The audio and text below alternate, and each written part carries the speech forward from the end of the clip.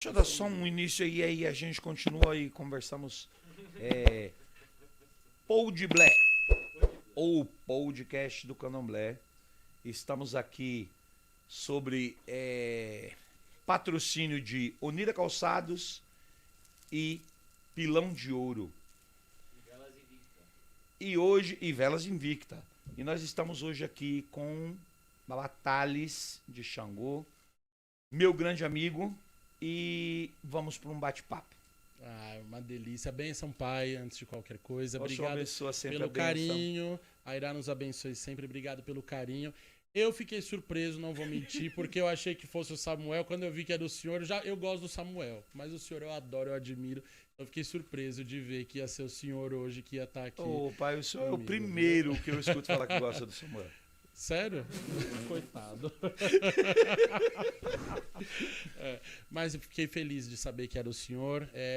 Como a gente estava dizendo agora há pouquinho antes de começar, nós somos meninos diante do senhor e de tantos outros que começaram a desbravar essa mata chamada Candomblé no estado de São Paulo.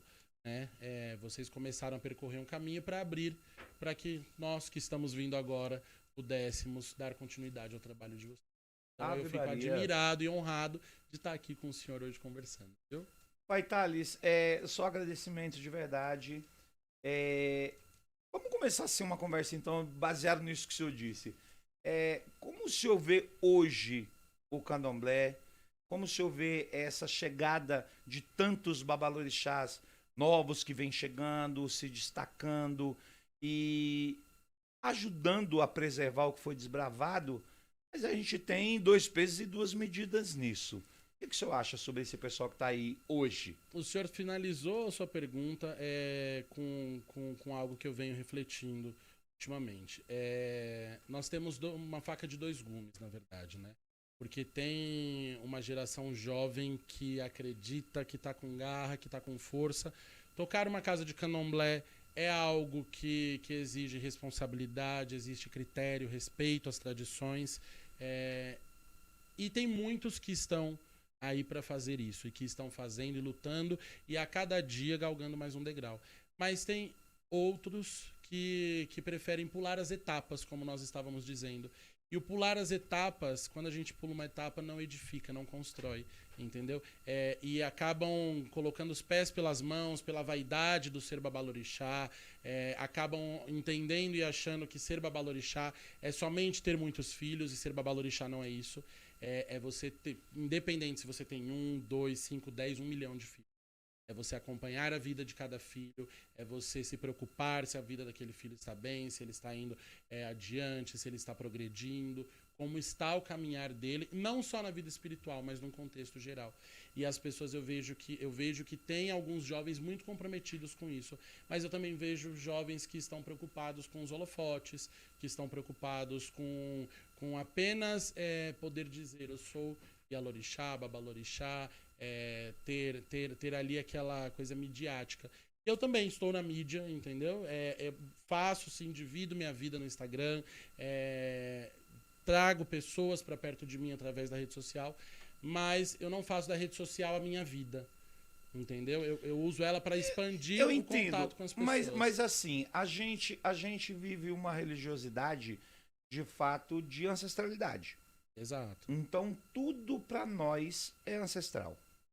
Então a gente fala sobre o mais velho, sobre o antigo, sobre o antepassado. E o que o senhor acha hoje, por exemplo, dessa situação toda de Iaô que faz Iaô, pessoas que fazem o pular etapas, vamos dizer assim, mas e os exemplos que a gente teve do passado? E os antigos que fizeram Iaô quando ainda era Iaôs? E a gente pode até citar alguns nomes, mas... O senhor fez uma pergunta que eu acho muito pertinente. A gente nunca pode esquecer o passado. E quem começou? A nossa ancestralidade achou uma forma de resistir dessa maneira e deu certo. Entende? Eu não vejo que essa questão do pular etapa é dentro do processo litúrgico e ritualístico. Quando eu falo pular etapa, pai, eu falo sobre as pessoas pularem etapa dentro do conceito de administração, de edificação de um terreiro. Entendeu? Eu não vejo problema em a pessoa tocar num lugar pequeno. Muitos começaram no fundo de casa, num quintal, numa garagem, ou na sala da sua casa, e deram certo. Hoje estão com grandes terreiros. Eu vejo problema de a pessoa pular etapas, pai, quando ela não busca orientação, sabedoria, ela não busca conhecer o que ela está fazendo. E apenas para poder dizer eu sou sacerdote, eu sou isso, eu sou aquilo, entra dentro do processo sem nenhum tipo de instrução e ali acaba deturpando a imagem da nossa religião. Porque se a gente for falar, é certo, Iaô, fazer Iaô, isso, aquilo, quem sou eu para julgar? Se os nossos mais velhos fizeram, deu certo, estamos aí todos nós, entendeu? Em algum momento isso já aconteceu no passado. Então eu não julgo um Iaô que inicia um Iaô. O que eu julgo é ele não ter conhecimento porque a partir do momento que você tem conhecimento, tudo bem, nossos antigos tinham conhecimento na época deles deu muito certo, entendeu? Com aquele conhecimento que eles tinham, deu muito certo. Mas hoje em dia, a informação está aí. Naquela época, em São Paulo, eram muito poucas as casas e tudo mais. Mas eu vejo assim, né? Eu, como sacerdote, já fui questionado a avaliar todo esse tipo de coisa e tudo, que a gente está aqui falando agora. Mas o senhor falou de não julgar. Eu também não julgo. Mas às vezes me irrita a hipocrisia. Pessoas que lá no passado fizeram santo de muita gente quando eram muito jovens, e aí eles hoje chegam e falam: ah, mas Iaô não faz Iaô, e generaliza a coisa de uma forma que, mas você não fez quando você tinha um ano de santo? Ah, mas eu busquei conhecimento e alguém que me apoiasse. E essas pessoas que estão fazendo agora, será que elas também não estão buscando conhecimento? Mas aí foi o que eu disse para o senhor. Se as pessoas que vão fazer, elas estão buscando conhecimento, para mim, como eu disse, eu não julgo, eu não vou dizer se é certo ou se é errado. O importante é que aquela pessoa tenha conhecimento para. Agora, se ela tem 1, se ela tem 3, se ela tem 7, porque é muito fácil, pai, você jogar pedrinha lá no telhado do outro, sendo que o seu telhado não era nem de vidro, o seu telhado era de folha de papel. Pois é. Entendeu? Para você estar apontando os outros. E o que eu vejo do candomblé hoje em dia, a gente tá trilhando uma estrada muito bonita, mas ao mesmo tempo tem algozes dentro da religião que estão ali sempre preparados para apontar, para dizer... Hipócritas. Os hipócritas. E que é uma religião que, assim, candomblé é uma religião linda, de que todos nós podemos nos ajudar. A gente ficou aqui quase 1 hora agora conversando entre a gente, fazendo essa resenha gostosa, porque a gente não consegue se encontrar nunca, mas quando a gente se encontra é gostoso. E aí eu vejo as pessoas sempre preocupadas. E o pai Edson, como eu disse, não botou um peixe com 4 caudas no seu ibá, sua vida deu errado. E o pai Thales não pintou você de pemba roxa, azul, amarela e verde, então você não tá feio. Então, esses hipócritas, eles serão hipócritas a vida inteira. Porque eles vão julgar o senhor, eles vão julgar a mim, eles vão julgar o Beltrano. Só que eles não vão olhar para dentro das suas casas e para a sua história para pensar. Porque eu vou dizer uma coisa, pai. Em algum momento, alguém errou, né? Sim. Cometeu um erro, uma falha. E essa falha não pode servir para ser julgada eternamente, a pessoa apedrejada, açoitada por aquela falha. Sem dúvida. Mas isso que o senhor está falando, a gente entra já num outro aspecto dessa mesma situação, que é uma coisa que a gente vive dentro do candomblé, lamentavelmente, durante a vida toda. A falta de ética.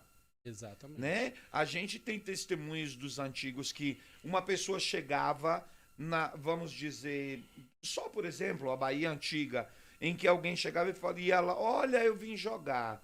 Você veio jogar? Tá bom. Você é filho de santo de quem? Eu sou filho de fulano. Não, meu filho, vai lá procurar fulano.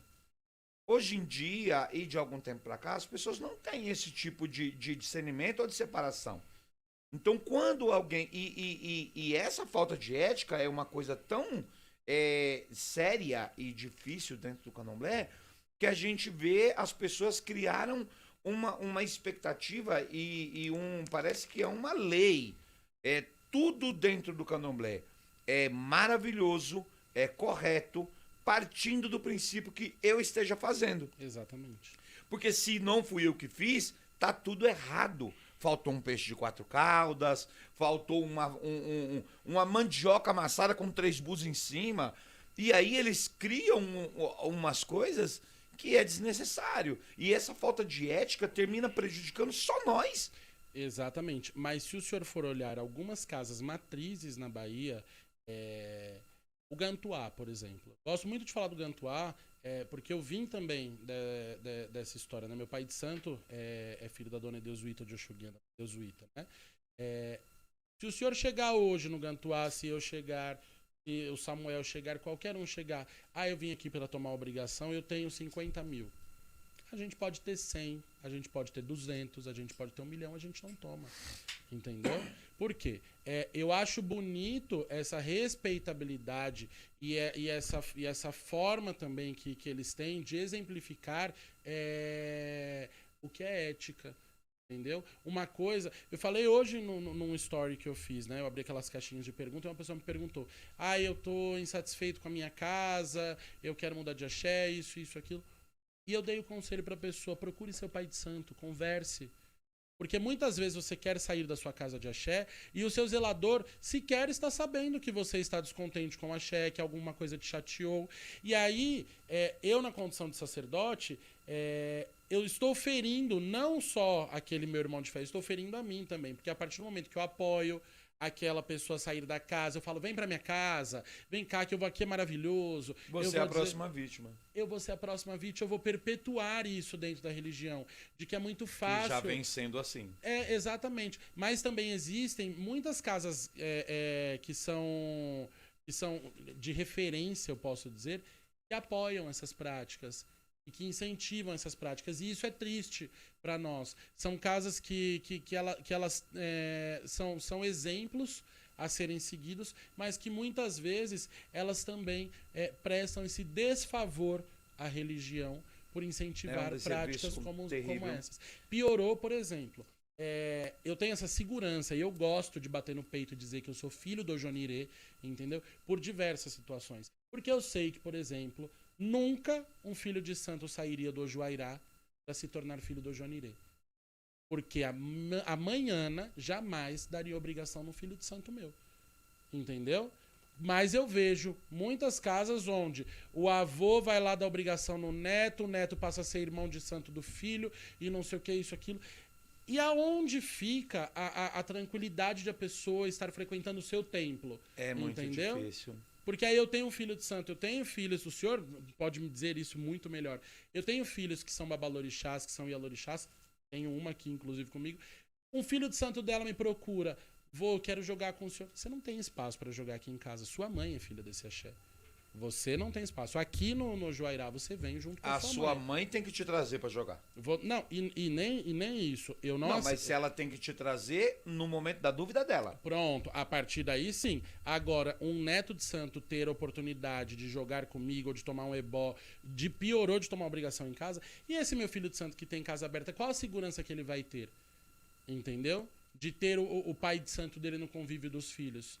Então esse é o grande problema da nossa religião. E que o exemplo vem dessas casas que não posso generalizar todas, entendeu? Mas sim, quem é de candomblé sabe que algumas, infelizmente, têm essa postura. Falta de ética é tenebrosa para nós. O senhor vê uma situação que aconteceu há pouco tempo agora. Eu tava na roça, fui pro Batistini, e tava tendo uma obrigação e tava tendo um axé de Ogum. E eu tava com um filho de santo meu, um Ogã lá de casa, que é da Unira, o Ogã João. E aí, no momento em que tava acontecendo a situação do axé, a minha mãe Luizinha falou: olha os filhos de Ogum, e saiu, daí fulano e fulano vem pra cá pra botar axé na cabeça. Na hora que viram ele, a minha mãe Luizinha e a mãe Dani fizeram: olha... cadê o Ed? Olha, pode colocar axé na cabeça dele? Eu falei: mãe, todos aqui somos filhos do axé. Não, ele é neto do axé. A gente tem que saber que o babalorixá está junto. Senão a gente não pode fazer isso. Respeito, como é que eu não respeito você? E aí ela chamou ele, levou lá no pé de Ogum e falou: olha, nós vamos colocar axé em você porque você é um bom filho para o Baba Edson. E como você cuida bem do meu filho, você é bem-vindo aqui e vamos botar axé em você. Isso não é respeitoso? Eu sou suspeito para falar da mãe Luizinha, porque eu sou apaixonado por ela, e inclusive pela ética dela, pela forma como ela lida com o candomblé. Mas posturas como essa dela, da mãe Dani, deveriam ser mais observadas. Sim. Porém, tem muitos que não observam. Entendeu, pai Edson? Eu não. Eu tenho. Já houve a situação de um neto de santo de amigo meu, de um pai de santo amigo meu, me procurar em casa. Não era nem filho, era neto. E aí, depois que eu terminei o jogo, a pessoa falou: eu sou neto de santo do fulano de tal, do pai fulano, e eu sou filho de ciclano. Eu liguei pra ele, porque a pessoa ia marcar a obrigação. Liguei e falei: meu irmão, tô com fulano, assim, assim, assado, filho de ciclano, seu neto, não sei o quê. O que você acha? Devo, não devo? Quer que eu ligue pro pai deles, isso, aquilo? Não, meu irmão, tá tudo certo, pode fazer isso, aquilo. Essa ética, porque eu acho que assim, pai Edson, em algum momento vai sair um filho de Santo do Ojuairá, vai procurar a casa do senhor, a casa de ciclano, de Beltrano, e que o filho de santo, o importante é a pessoa não sair do candomblé. Entendeu? Mas a se ele gente espera esse mesmo respeito. Mas essa ética, se chegar alguém da casa do senhor na minha casa, minimamente eu ligar pro senhor, pai Edson, ó, tá aqui fulano, o que o senhor vê, como o senhor vê, e eu jamais, se o senhor falar, pai Thales, eu não gostaria, eu não ficaria confortável. Aquela pessoa não vai ter espaço em casa. Sabe por quê? Eu não vou perder a amizade do senhor, eu não vou me indispor com o senhor, tirar o espaço do senhor dentro do Ojuairá, de eu ter o senhor presente na festa do meu santo, não há... tirar esse espaço do senhor para ter um filho de santo que amanhã vai sair de casa também, fazendo porque a mesma cesteiro coisa. Que faz um cesto, faz um cento. Só precisa ter cipó e tempo. Entendeu? Então não adianta. Agora não é todo mundo que pensa assim. Pai, me diz uma coisa, com toda... Esse papo tá gostoso demais. Ai, tô mas adorando. diz pra mim, o senhor fez santo aonde? O senhor fez santo com quem? Eu fiz santo com o pai Walter de Logoendé. O pai Walter é pai de santo da minha família toda. Ele iniciou minha avó há quase 50 anos atrás. Fez o santo do meu pai, da minha mãe, de todas as minhas tias. E eu sou a terceira geração da minha família iniciado por ele. Hoje meu pai está com Alzheimer. Todo mundo sabe que eu digo para todo mundo que eu tenho pai e tenho mãe de santo. Meu pai de santo ele me ensinou o que é o amor pelo orixá. Meu pai de santo, ele plantou a semente do amor desde a barriga da minha mãe, que ele fez muito ebó para eu nascer, né? Então não demorou nada para eu já entender o que eu queria para minha vida, religiosamente falando. E o pai Walter plantou essa semente em mim.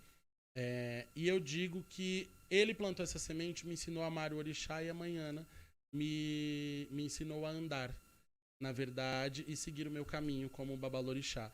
Então eu digo sempre que eu tenho pai e mãe de santo. Pai Walter, aonde eu falo com meu pai de santo sempre, mesmo ele não tem um grau alto de Alzheimer, é algo que está sendo tratado. Eu falo com ele sempre, eu tenho notícias dele sempre. É o meu grande referencial, ele é meu ídolo, entendeu? Assim como a Manhana. Meu amigo. Infelizmente, meu pai, por questões pessoais dele, motivos dele, ele decidiu não continuar mais com a casa de candomblé. Com isso, eu relutei 2 anos ainda para sair da casa dele. E fui na manhã, na primeira vez, com ele me levando. E ele falou para mim: meu filho, procure Tia Ana, porque Tia Ana, o candomblé dela é muito parecido com o de casa. A ritualística da Tia Ana é muito parecida, você vai se dar bem com ela. Uma pessoa que eu confio, que eu respeito. E a partir dali, 2 anos depois, foi que eu tive coragem de ir lá procurar a Manhana. E conversar com ela e se acertar. Tanto que os dois são amigos há muitos anos. A Manhana me conta histórias da época da casa do seu Abdias, que ela e o pai Walter se conheceram lá. Abdias Castelo Branco, Ave Pois Maria. há mais de 30 anos atrás. Então eu fiz santo com o pai Walter, tomei obrigação de 1 ano com ele, fiz santo com 17 anos, porque minha mãe sempre foi contra iniciar, apesar de ela já ser feita e tudo mais, ela sempre foi contra iniciar, eu e minha irmã, quando nós éramos pequenos. Ela achava que nós tínhamos que ter discernimento para escolher a nossa Aliás, isso é um problema que os antigos tinham, né? A gente vê muita gente que deixou de ser feita quando era muito pequeno, quando era criança, quando deveria ser natural. A gente tinha isso, uma resistência dos próprios antigos, até porque o candomblé antigamente também era muito mais rígido. e forte em função disso, né? E aí a gente viu tanta coisa acontecer e eu vejo que tinha muita gente que tinha essa resistência. Mas você sabe que eu falo pra minha mãe que essa é a única mágoa que eu tenho dela, é de não ter feito meu santo quando eu era pequeno. Porque o caboclo do meu pai de santo, seu Jaguari, falou uma vez pra ela, eu tinha 5 anos de idade, eu lembro de ele falando isso, que era pra ela me iniciar naquele ano.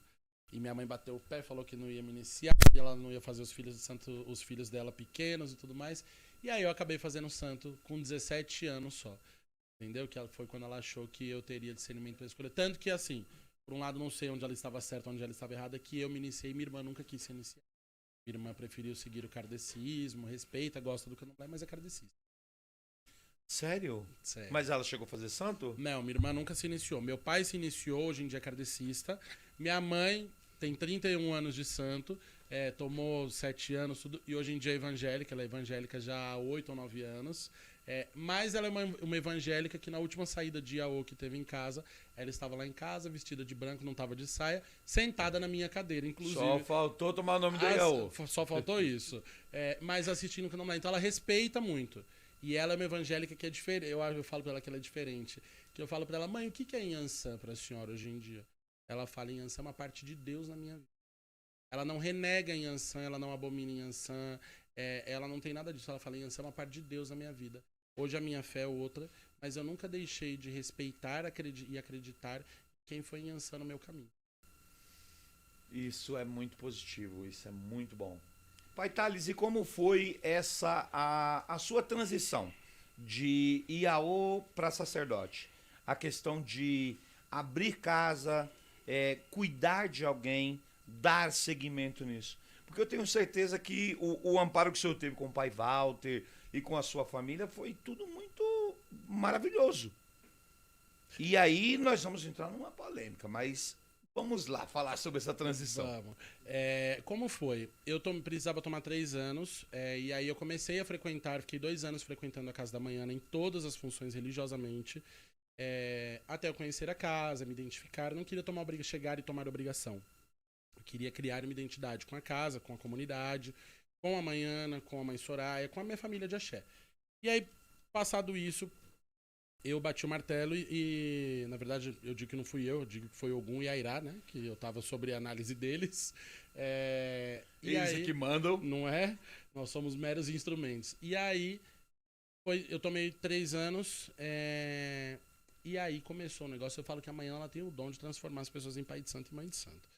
Porque eu tomei 3 anos e começou o povo. A vida inteira eu trabalhei com turismo, eu sempre vendi viagem. Eu tinha uma agência de viagens, tenho até hoje. Hoje eu não faço quase mais nada pela agência, porque eu não tenho tempo. Mas eu tenho uma agência de viagens. E aí, amanhã, as pessoas começaram a me procurar para jogar búzio. E eu comecei a fazer o quê? Indicar para os meus irmãos de santo. Eu tomei 3 já com 7 anos. Eu precisava tomar 7 anos, mas eu estava atrasado, então eu tomei 3 já tendo idade para tomar 7. Então, num ano eu tomei 3, no outro eu tomei 7. Nos 7 anos, aí a Manhana virou e falou, agora você vai seguir seu caminho. Ela me deu um jogo de búzio. E aí, a partir dali, eu falei, e agora? E eu tinha um preconceito absurdo com jogar búzio, porque eu falava, agora veja, eu vendo viagem, eu tenho uma empresa, eu tenho minhas receitas. Viver de santo era alguma coisa diferente. Falei, eu vou viver de jogar búzio, entendeu? Porque não queria imaginar que o jogo ia passar de R$100, entendeu? Eu imaginava jogando búzio eternamente por 30, 40, porque eu comecei jogando búzio, primeiro eu não cobrava, depois passou a ser R$30, e depois eu fui aumentando. E aí aconteceu o quê?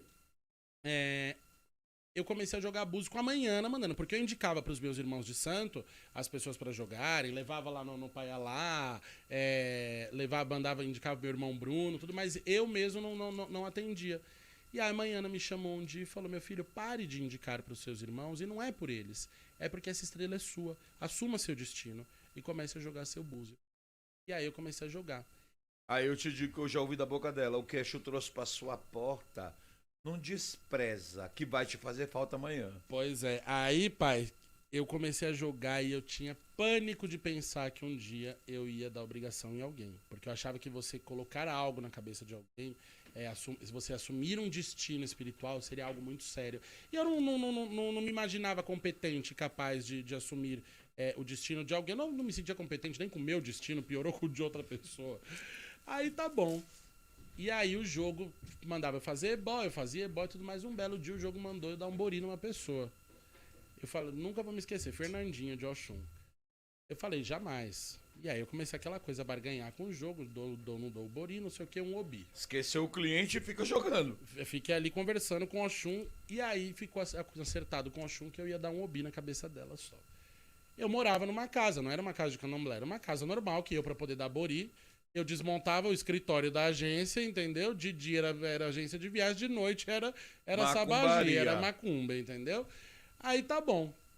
Dei o obi. Aí já falei, agora isso vai dar certo, né? O jogo, quando ia pedir um obi pra pessoa, um bori, eu pegava e barganhava, já sabia o caminho das pedras. Eu ficava dando obi em todo mundo. Um belo dia o jogo virou e falou, agora você vai dar um bori. Eu falei, não vou. De jeito nenhum, não vou dar bori, não vou... Olha, eu sei que eu fiquei tão ressabiado com essa história, e aí não teve jeito, eu tive que fazer o tal do bori. Eu acho que aquilo ali foi a prova de orixá na minha vida. Porque o meu primeiro bori foi uma tragédia, entendeu? Eu me atrapalhei nas rezas, eu não sabia por onde começar, por onde terminar. Eu já sabia fazer bori, mas eu me tremia de ver aquela pessoa na minha frente ali. E o que a gente falou. Responder é uma coisa, cantar é outra. Você assumir, administrar um ritual... Conduzir é outra coisa. É outra história. E eu falei, não sou capaz. E aí eu liguei pra minha avó é muito sábia, falei com ela, ela virou e falou, agora veja, isso é um absurdo, eu não vou apoiar uma maluquice dessa. Falei, meu Deus, e agora? Minha avó não vai me ajudar. Eu não tenho coragem de ligar pra Manhana pra pedir pra Manhana vir me ajudar num bori, né? Tá bom.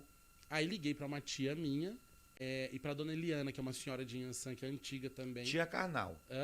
Tia Carnal, minha tia Célia, que é a herdeira da casa de Obanilê.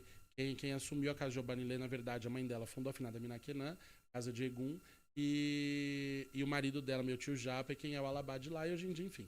E essa minha tia foi me ajudar. Chegou lá, ela foi muito mãe comigo, porque ela viu que eu estava todo atrapalhado, mas ela, tipo, sentou e relaxou, ela não ficou me criticando, pegando, apontando, nada disso, ela foi deixando, vai filho, faz que tá bonito, tá indo tudo certo.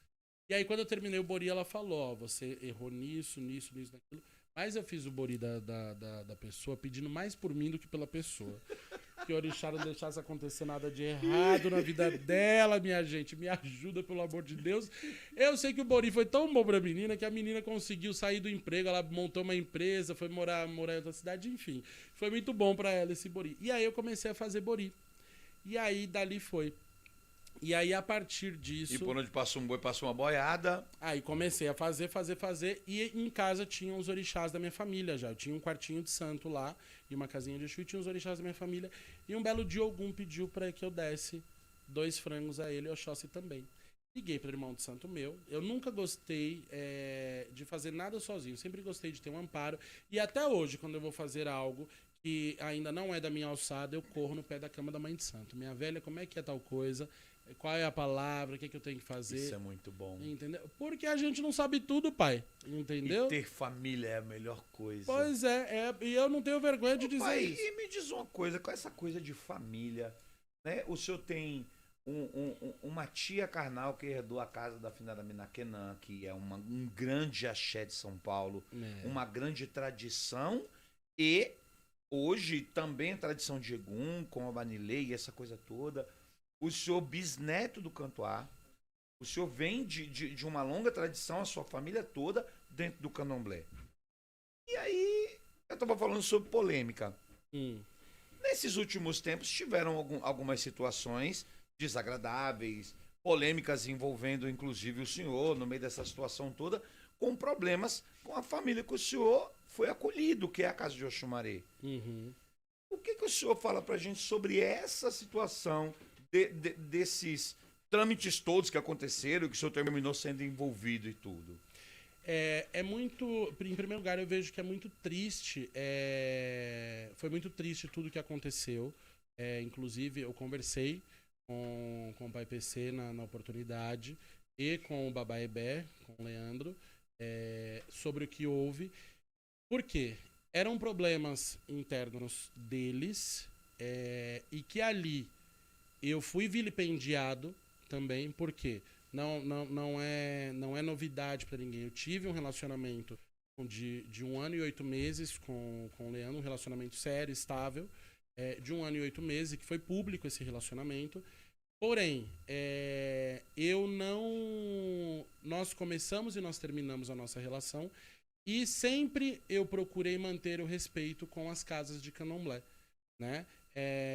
E isso até eu não, em momento nenhum, me manifestei para falar sobre isso. Porém, aquilo que houve, quando eu falo que foi um vilipêndio, a mim e a minha imagem também, foi porque eu e o Leandro, nós tínhamos a minha casa aqui em São Paulo e nós tínhamos a casa do Leandro em Salvador, na Praia do Flamengo. Nós nunca tivemos nenhum tipo de contato físico dentro da casa de candomblé, nem dentro do Ojuairá, nem dentro da casa de Oxumaré, que fosse libidinoso ou que faltasse com respeito àquele chão sagrado. Nunca, não tem ninguém no candomblé vivo, nem filho de santo meu, nem filho de santo da casa de Oxumaré, que possam dizer que viram eu e o Leandro nos abraçando. Entendeu? Porque nós sempre priorizamos por respeitar os espaços sagrados, uma vez que nós dois tínhamos casas. Tanto ele tem a casa dele fora da casa de Oxumaré, quanto eu tenho minha casa que é dentro do Ojuairá, mas eu tenho meu espaço dentro do terreiro. Separado. Então foi um vilipêndio isso que aconteceu. Eu não posso falar por outras acusações e ações, porque eu não estava lá, eu não vi. Eu posso falar por aquilo que é a minha história. A minha história dentro do candomblé, nós já tivemos, inclusive, em momentos que nós íamos para outras casas de candomblé, quando o pai PC ia fazer obrigações ou ia visitar algum irmão de santo amigo, e eu e o Leandro íamos juntos, as pessoas sabiam que nós nos relacionávamos e as pessoas colocavam, já houve uma situação de arrumarem um quarto para mim e para o Leandro, para nós dormirmos, porque nós éramos um casal, E aí, nesse momento, nós dois conversamos e decidimos que ele iria dormir no quarto com a Manhana e eu dormiria no outro quarto com a Ebomielza. Nós não iríamos dormir de casal na casa de ninguém, até por respeito a esse outro espaço sagrado. Nós não faríamos nada, mas por respeito àquele espaço sagrado e porque nós conhecemos as pessoas do candomblé também. Para que amanhã não houvesse nenhum tipo de comentário. Eu sempre zelei muito, pai, não só pela minha imagem, porque você zelar pela sua imagem é você ser uma coisa em público e ali fora das câmeras você ser outra pessoa. Eu sempre zelei pela minha moral e pela minha postura. Então eu nunca me permiti errar, porque eu não gosto de ser julgado, eu não gosto de ser condenado, de ser acusado de nada. Então aquilo para mim foi um vilipêndio. O que houve, eu fui orientado diversas vezes, ingressa judicialmente contra Thaís, mas é algo que atrapalharia o meu momento de vida, entendeu? Hoje eu tenho uma relação, eu tenho um casamento com o pai Diego, e que eu não queria trazer essa história, mexer em nada disso, porque é desgastante, eu não ia ganhar nada com isso, entendeu? Eu não tenho interesse em ganhar dinheiro de ninguém, eu trabalho, ganho meu dinheiro, eu não tinha o porquê levar isso à frente. A única coisa que eu pedi foi ao pai PC e ao Leandro que se manifestassem e tomassem alguma providência para que essa história fosse desconstruída, uma vez que ela tangia sobre o meu nome. Entendeu? E aí eles tomaram as ações deles, Thaís se retratou e tudo mais. E por aí findou-se essa história. Mas é muito triste tudo isso para nossa religião. Muito triste para nossa religiosidade, até porque eu acho que esticar o chiclete numa situação como essa seria uma coisa tão à toa. Ninguém ganharia nada com isso e a nossa comunidade só perde. Porque seria mais um incentivo à agressão à própria casa matriz, que não tem nada a ver com isso. Independente do que aconteceu ou não aconteceu, o que levou fulana ou fulano a dizer ou deixar de dizer, eu sempre digo às pessoas, é engraçado que o prejuízo sempre, a conta sempre chega, mas é para casa de candomblé. Porque quando dois filhos de santo se relacionam dentro de uma casa de candomblé, as pessoas falam, porque pai de santo é preconceituoso, não quer que ninguém se relacione. A sexualidade de cada um tem que ser do portão para fora.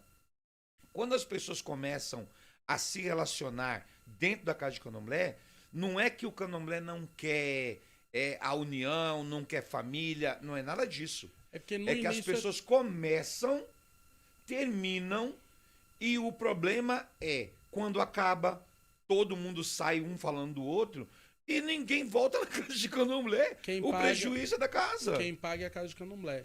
E eu tenho esses 2 filhos de santo que estão aqui comigo, eles sabem, no Joairá é proibido irmão de santo se relacionar com o irmão. Por quê? Não é porque eu não quero ver a felicidade deles, eles podem encontrar o amor da vida deles na casa de candomblé. É porque se der errado, quem vai pagar é a casa de candomblé. Quem vai ter que resolver a briga é o pai de santo, é a mãe de santo. É isso. E nessa questão da casa de Oxumaré... Mas, ao mesmo tempo, o senhor também tem casais na sua casa? Tenho muitos. Assim como eu tenho, muitas famílias. Famílias, pai, mãe, filhos. O que eu sou contra é essa banalização da carne. Sim. Entendeu? Porque aí hoje um fica com a Beltrana, amanhã ele tá ficando com a amiguinha da Beltrana, amanhã depois, e aí começa a virar aquele ciribolo na casa de candomblé. Isso. E isso me desagrada profundamente. Se eles fazem no Joairá, eles fazem a minha revelia. Mas, com o meu consentimento, é extremamente proibido, sob pena de eles serem, inclusive, excluídos da casa de candomblé.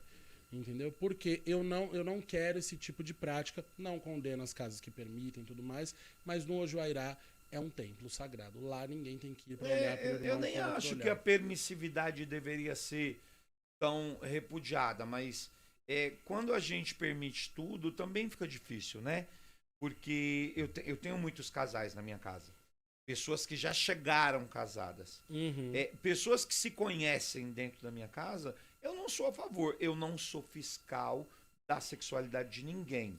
Você não vai ficar atrás, pai, entendeu? Mas também de jeito nenhum. Mas as pessoas sabem que a opinião do senhor o senhor não é a favor de nada disso. Não, porque uma vez que quero. O senhor é a favor e permite, e sabe, e autoriza aquilo, banaliza. Você se torna o cuviteiro.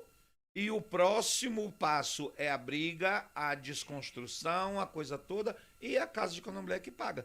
E a gente que vira o negócio do juiz para equilibrar de um lado ou de outro. E aí alguém fala, olha, porque você ficou do lado dele, então eu tô saindo. E o outro diz a mesma coisa. Então também não quero. Mas o senhor falava sobre... E o senhor estava finalizando a questão da casa de Oxumaré. E aí no final, quem paga, porque até conversando com o pai PC... Eu vi a decepção e a chateação que Babá estava. Aquela casa tem uma história com a família dele.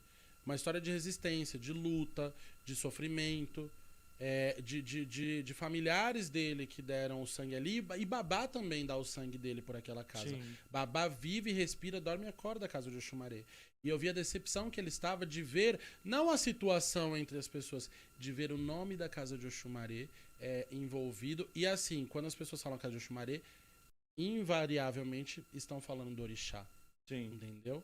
Então a decepção dele é porque estavam falando dos orixás, era porque estavam falando ali da casa do candomblé, da casa de Oxumaré, a casa onde moram aqueles orixás centenários. Então eu vi a decepção. Porque quando começam a falar das pessoas. E depois vira uma coisa da casa, e aí se projeta aquilo no sagrado. Porque ninguém vai falar, é o Chiquinho da Silva Souza. A pessoa fala, é o Chiquinho da casa de Oxumaré. É isso. É a Francisca da casa de Oxumaré, a Francisca de outra casa. Então as pessoas, elas usam como sobrenome o nome do templo. E que isso é errado, porque o orixá não tem nada a ver com o que o ser humano pratica, com o que o ser humano faz. Não estou dizendo que houve, ou que não houve, que aconteceu ou não aconteceu, mas quando as pessoas forem pensar em falar, em julgar, em elucidar uma polêmica, até aproveito esse espaço para falar, tenham compaixão com aquele solo sagrado. Cuidado com aquele axé, tenham cuidado. Se são religiosos, orixá é o mesmo na minha casa, na casa do senhor, na casa de Oxumaré, no Ojonirê, são os mesmos. Então vamos proteger o sagrado. Respeitar o sagrado, o que é sagrado para os outros e o que deveria ser para nós porque também. Muita gente, inclusive, pai, eu assisti algumas lives e isso e aquilo, que tiveram pessoas que usaram dessa polêmica para se promover. Nossa Senhora. Entendeu? Assisti algumas lives de pessoas falando e usando dessa polêmica. Amanhã vai ter não sei o que sobre a última polêmica da Casa de Maria. Amanhã vai ter não sei o que. Gente, o que essas pessoas ganham? Seguidores? Holofotes? Dinheiro? O que elas ganham com isso? Nada. 5 minutos de fama? Você entendeu? Bobagem completa, bobagem completa. E não faz bem pra nenhum de nós. Mas diz aí, pai, o senhor disse que o senhor teve e tem ainda uma agência de viagens. Isso. Então, falando de viagens, conta pra nós aí as suas aventuras pelo mundo. Na verdade, eu sempre gostei muito de viajar, né? E agora com o sacerdócio, já acho que uniu o útil ao agradável. Então, eu tenho ido algumas vezes a outros países. E aí, recentemente agora, a gente estava até falando um pouquinho disso, né? Antes de começar. Recentemente agora, faz uma semana, eu estive na Europa, fiquei um mês. Itália, Portugal, Holanda, França, Bélgica. Atendendo, trabalhando junto com o pai Diego, né? E aí é muito, muito engraçado que quando a gente precisa iniciar e começar um novo projeto, a gente tem que tirar realmente o sapato e colocar os pés no chão, né? E aqui no Juairá eu tenho uma equipe muito boa, eu tenho filhos muito comprometidos que me ajudam com tudo. E lá fomos eu e o pai Diego um pelo outro. O pai Diego jogando, eu preparando ebó, eu jogando, o pai Diego preparando um ebó, e a gente foi se ajudando ali, porque nós temos alguns projetos aí em andamento, e nós fomos nos ajudando para que a gente conseguisse cumprir essa missão, esse objetivo que nos foi dado e que nós traçamos, né?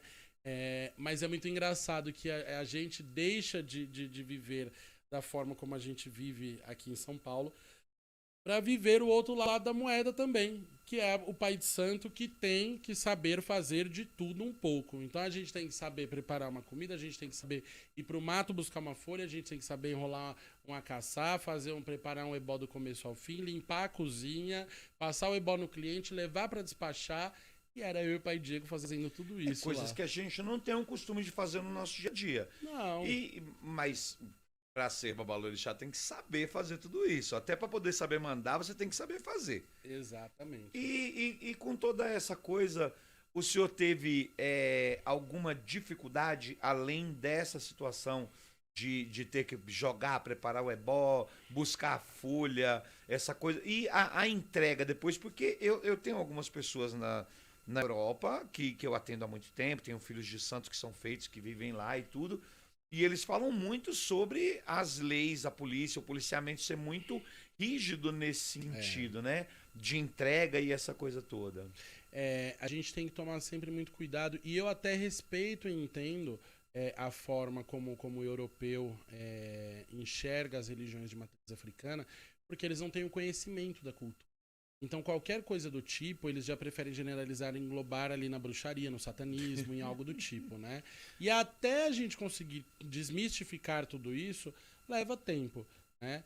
Então, a gente acaba tendo que tomar um certo cuidado, a gente tem que ter ali um esmero para que a gente não... Que é um trabalho de formiguinha. E pelo que os meninos me falam, dá um problema lá de deportação e todo um processo bem difícil, bem complicado. É bem complicado. Então a gente tem que tomar esse certo cuidado. O choque cultural é gigantesco, né?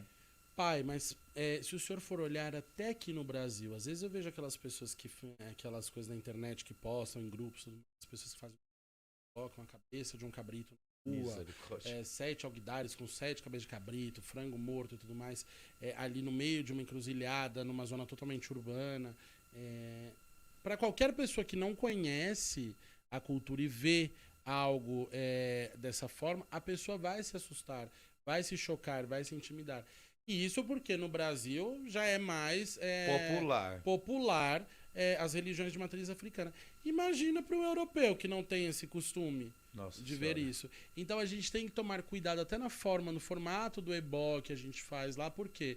Porque é necessário também respeitar a cultura daquele lugar, daquele Eu me lembro aqui uma postagem no Facebook de uma vez, que uns anos atrás, umas pessoas fizeram umas abóboras de obará e entregar e levar e colocar em cima de um banco, dentro de um caixa 24 horas de um banco, entrar no banco 24 horas e colocar uma entrega de obará em cima. Gente. E aí, assim, isso não é você agredir o outro, porque quem chega pra trabalhar de manhã e se depara com aquilo. Não há essa necessidade, até porque, vamos voltar lá atrás. Pai, antigamente não tinha banco, não tinha nada disso e Obará deixava de ser cultuado? Não, entendeu? Então não vejo que tem essa necessidade de você impor a sua fé, a sua prática a terceiros que às vezes, muitas vezes não vão receber isso de uma forma bonita. E não é bonito, né? Hoje a gente vê as pessoas fazendo determinadas coisas, que nem aqui, o senhor acabou de falar do cara que vai lá na encruzilhada e despacha as cabeças do cabrito. Gente, a gente tem preceito pra fazer com cabeça de cabrito.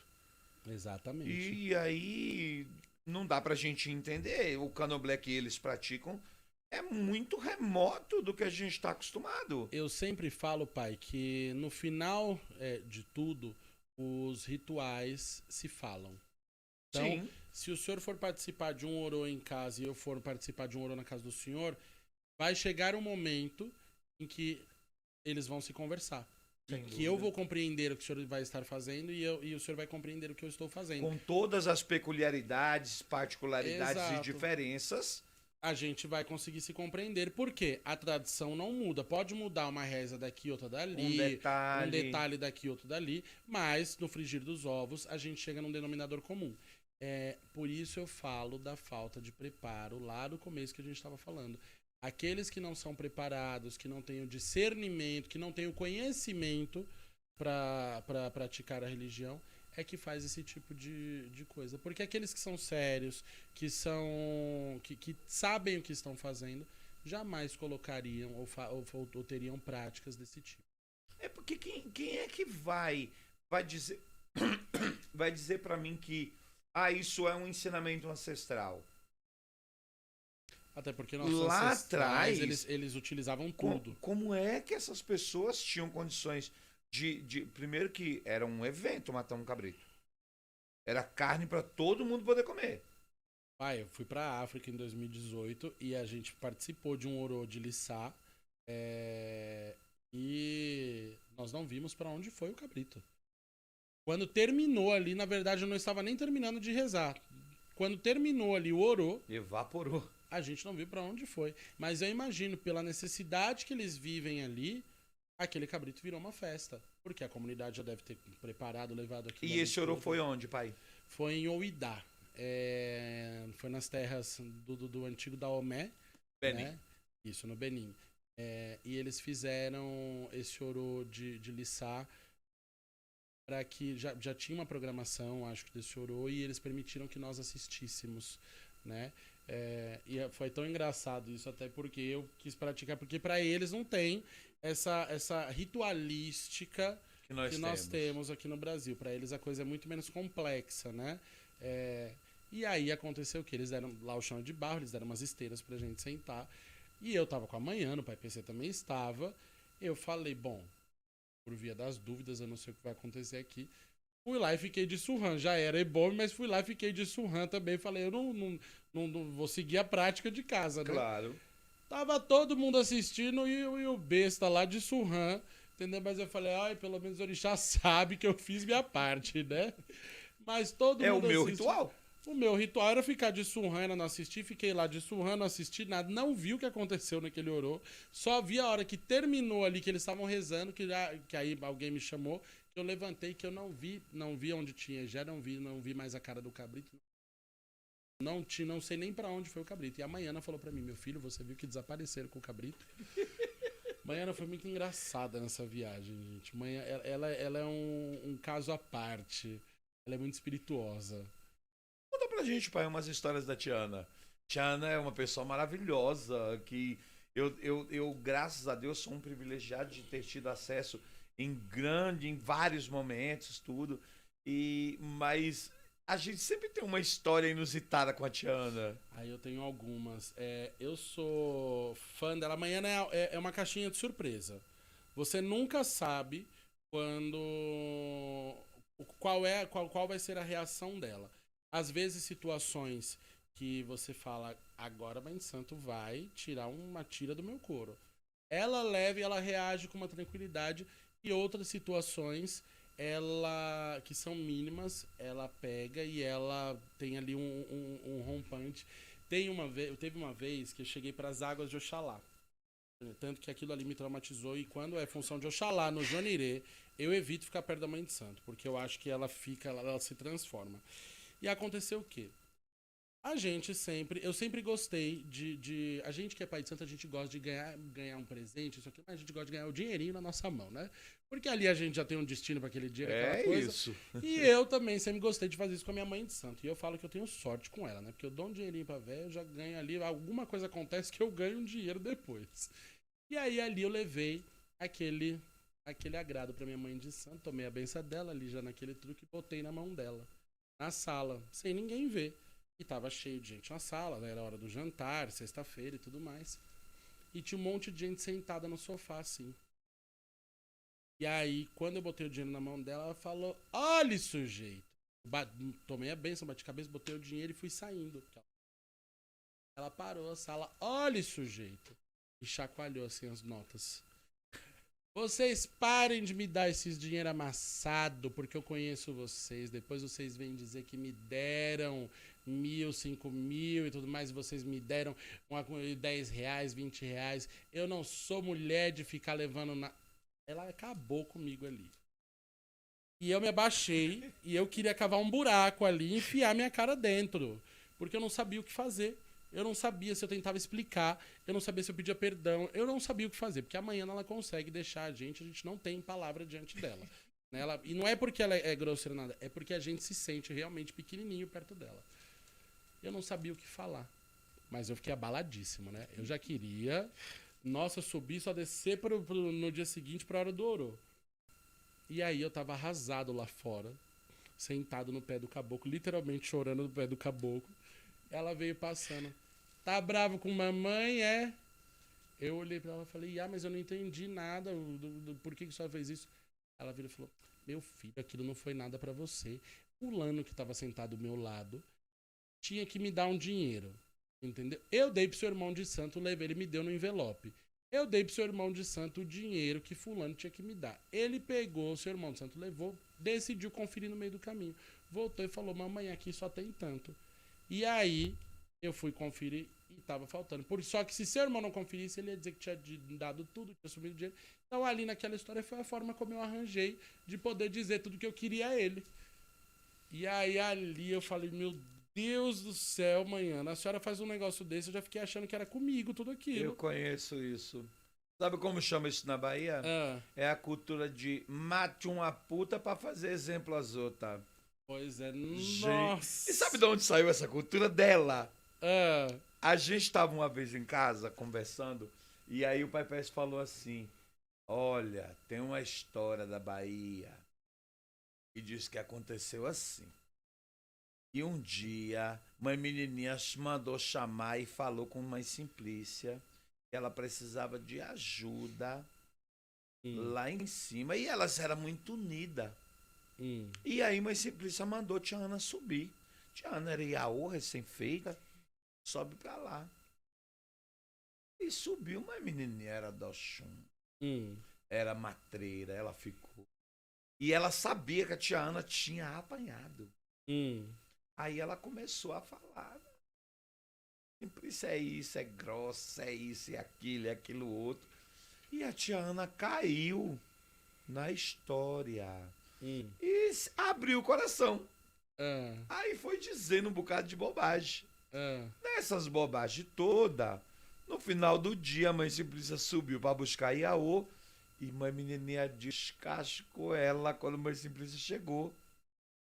Aí ela falou, olha, porque eu disse isso, e aquilo outro, e aquilo outro. Ah, mas você sabe, né, Simplícia, quando levar ela para casa, no meio de todo mundo. Mate uma puta pra fazer exemplo às outras. Gente, a gente ria tanto com essa história. Mas no final das contas, quem já não passou por isso? De tomar uma baixa que não era pra você, era pro outro? Mas hoje em dia, na época eu não era pai de santo. Hoje em dia eu entendo porque eu tenho às vezes que fazer isso em casa e elas já entendem, porque eu tenho as pessoas certas. Mas Iaô em casa. não entende. Não entende. Iaô não entende. Mas eu tenho as pessoas certas em casa que elas já sabem. O pai não está falando isso pra mim. Mas você só vai entender isso lá na frente. Mas eu só fui entender isso lá na frente. Quando a mãe ela fez comigo, eu fiquei destruído. E ela tem essas coisas. Então a Maiana ela é muito, muito peculiar nas ações dela. No Jonirê tem um ritual que a gente, quando inicia um Iaô, nós que somos filhos, babalorixás e alorixás, a gente inicia um barco, a gente leva o barco para tomar a benção dela. E aí agora, na função de Xangô, há um mês atrás, a gente sentado na sala conversando, ali no pé dela, e aí meu irmão Tiago, de Oxóssi, falou, mãe, o Thales é um bom filho, o Thales veste a camisa da casa, o Thales pratica tudo como é aqui no Jonirê, não sei o quê. Ela virou e falou, não acho não. Eu fiquei em choque, falei, como assim, mãe? Avorado.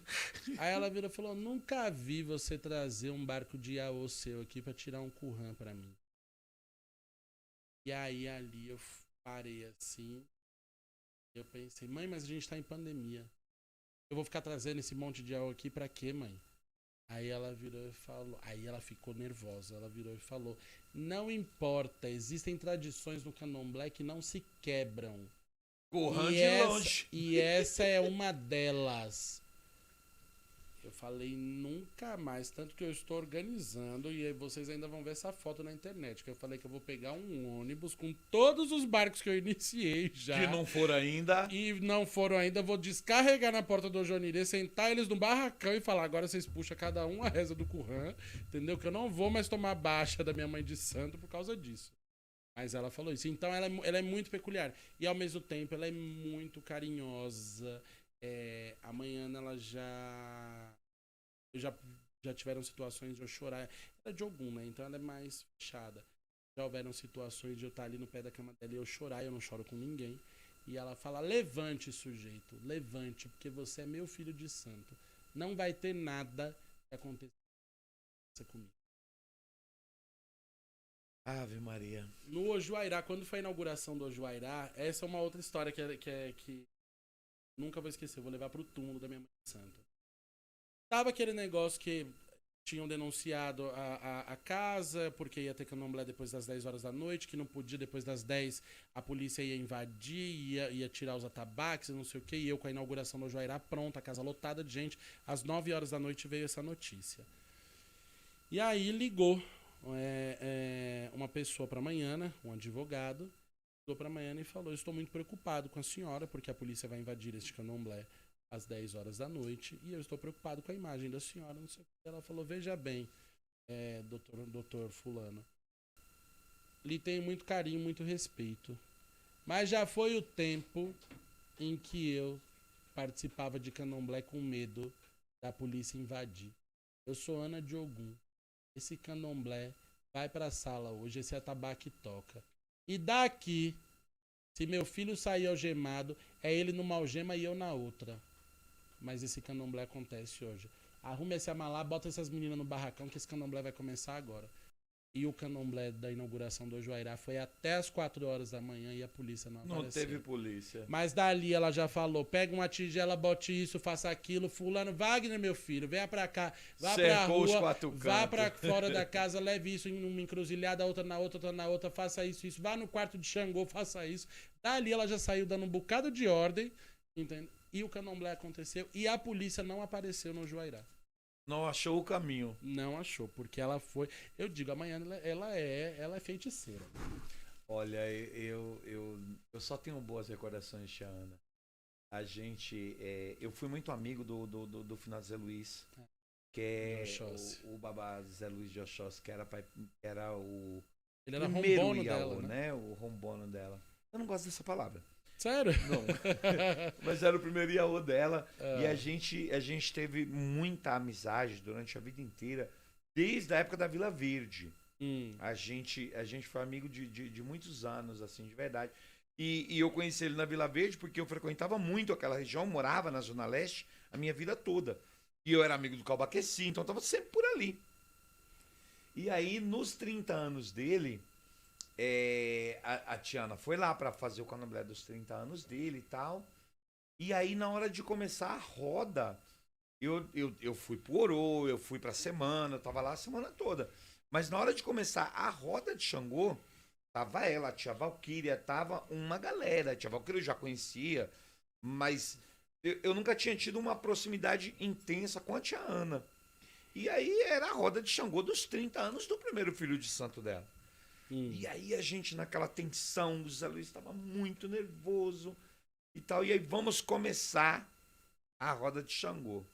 Aí entregaram o Sherry. Todo mundo que tinha que pegar a Sherry. Entregaram pro tio Pedrinho. E não estava muito bem.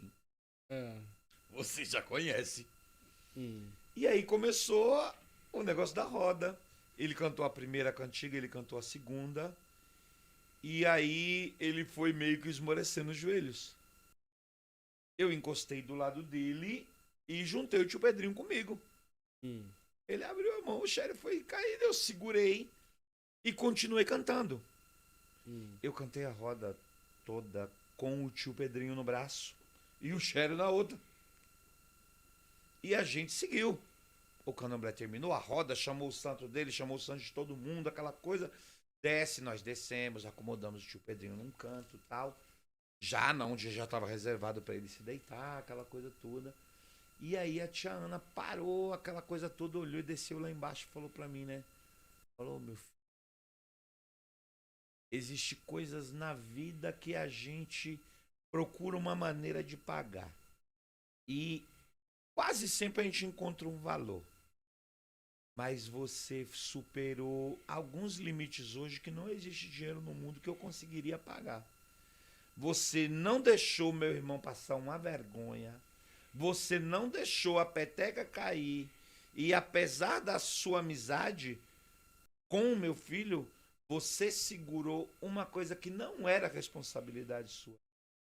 Isso não tem dinheiro no mundo que pague. Ela terminou de falar isso, o Oxum chegou. Nossa. Aí a tia Valqueira foi lá, pegou o Oxum, levou lá pra dentro e o Oxum saiu nos 30 anos do Zé Luiz junto com o Oxóssi. Nossa. Então isso é o tipo de coisa que de verdade não tem dinheiro no mundo que pague. Não tem. É o que eu digo, a Maiana ela é muito, muito espirituosa. Eu nunca conheci ninguém, pai. E não é porque ela é minha mãe de santo. Eu não conheci ninguém que tivesse algo negativo ou que contasse uma história ruim dela, negativa, que tem uma mágoa dela, uma raiva dela, que ela foi sem respeito com alguém, que ela foi sem educação. Sempre vejo ela ali na dela, quietinha. Se ela puder somar, ela soma. Se ela não puder somar... Sabe o que eu acho de verdade? Eu acho que é uma característica do povo de Ogum. Ninguém tem problemas a resolver com a tia Ana porque ela não deixou problemas pra trás. Tudo que teve de problema ela foi lá e resolveu. Pode ser isso. Uma vez alguém me contou uma história que ela tava num candomblé e aí começaram a cantar uma cantiga, cantiga A, cantiga B, cantiga C, e começaram a brigar por causa da cantiga, isso, aquilo, aí pararam, viraram e falaram: tia Ana, essa cantiga não é tal hora, não é assim, ele tá botando na hora errada. Ela falou: meu filho, cantou algum ajô, o resto tá tudo certo, viu? Entendeu? Então ela sempre tem umas saídas pela tangente assim, que ela nos dá muito exemplo. E às vezes eu tenho algumas situações em casa para administrar que eu penso como a Maiana resolveria isso. E aí eu tiro de uma forma leve, eu tiro de letra para resolver. Ser o exemplo. Porque ela é um exemplo de leveza, entendeu? Pode ser a pior situação. A cara da Maiana está a mesma. Ela está, o jogo de gente, cintura. Vocês estão preocupados com isso? Entendeu? Então ela tem sempre bons exemplos. E foi sempre isso que me fez brilhar o olho por ela a todos os momentos que eu estou com ela. Eu sou um verdadeiro fã da Maiana. Eu admiro ela demais também. Sabe que eu me lembrei de uma coisa agora, no último Orô de algum ano passado. Eu fui pra lá, né? E aí quando terminou o Orô, aquela coisa toda, eu queria conversar. Eu tinha umas coisas pra conversar com o Babá PC. E aí, depois que terminou tudo, eu entrei lá na casa dela pra ir conversar com ele um pouquinho. A gente conversou o que tinha que conversar. E aí ele falou, meu filho, vem pra cá que eu vou me deitar. Aí nós entramos, ela já tava deitada, ele deitou do lado dela e tinha um banquinho, eu sentei no banquinho ali. Aí estamos lá conversando. Aí ela olhou pra mim e falou assim, né, meu filho, você não vem aqui. Aí olhou assim e falou, PC, tá vendo? Olha, uma pessoa de Oxum agora aqui com a gente. Nessa coisa depois do Ouro de Ogum, tão bom, né? Deu até saudade, né? Falei, minha tia, saudade do quê? Ela falou assim, meu filho, se ela tivesse aqui, ela já tinha arrumado umas 3 confusão. Já tinha feito uma meia dúzia de fofoca, umas intrigas. Já tinha feito um quebra-pau aqui dentro. Mas ainda assim era minha irmã e eu tô morrendo de saudade. Aí desabou a chorar. Aí quem segura? É lindo esse amor que elas têm umas pelas outras, principalmente esse barco delas, né? E a Tia Valkyria, ela foi uma figura muito marcante. Ela deixou um buraco, acho, na religião. A partida dela, ela deixou um... Acho que em algum momento o candomblé perdeu um pouquinho do brilho, né? Com todo o jeito da Tia Valkyria, ela era uma pessoa que ela alegrava, ela tinha uma história pra contar, ela tinha um samba de roda pra cantar, então ela foi uma presença muito marcante. E hoje, é o que acontece, né, pai? Eu tenho certeza que na geração dos mais velhos delas, também eles foram perdendo uns aos outros. Sim. E é assim que vai continuando. E acho que a gente vai ter as boas histórias e as lembranças delas pra gente contar no futuro, né? Sem dúvida nenhuma. Só lembrança boa de verdade. Pai Thales, que conversa incrível, que bate-papo gostoso, fantástico, gratificante de verdade. Agradecer mais uma vez a Onira, a Pilão de Ouro, as Velas Invicta, por patrocinar esse bate-papo tão incrível. Só agradecimentos de verdade. Eu só tenho que agradecer ao senhor, a Onira, a Pilão de Ouro, as Velas Invicta. E aos orixás, e acima de tudo a Deus, por nos permitir estar juntos aqui mais uma vez. Obrigado, senhor, pelo carinho, e que Oxum mesmo, que a Irá, fortaleça o nosso laço de amizade cada vez mais. O senhor é uma delícia de companhia, viu, pai? Axé, pai, axé. A recíproca é 100% verdadeira. Axé, pai.